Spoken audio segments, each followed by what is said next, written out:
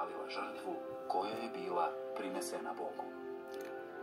Kada su ljudi vidjeli ovo čudo, obratili su se istinitom Bogu i prestala je suša u zemlji judejskoj. Za svoju vatrenu revnost, za slavu Božiju, prorok Ilija je bio vaznet na nebo u vatrenim kolima. Svedok ovog čuda Božijeg bio je prorok Jelisej. Kada se Hristos preobrazio na tavoru pred Jovanom, Jakovom i Petrom, pored njega, zajedno sa Mojsijem, stajao je prorok Ilija.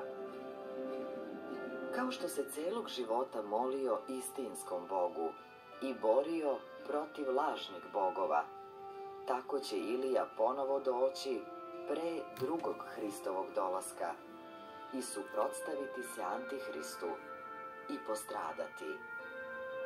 I kao mučenik dočekaće Hrista, kome je posvetio ceo svoj život.